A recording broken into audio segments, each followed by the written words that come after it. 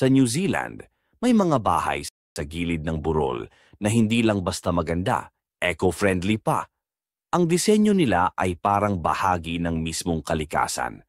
Nakatago sa lupa, may natural na bentilasyon at tinaniman pa ng damo ang bubong para manatiling malamig kahit tag-init.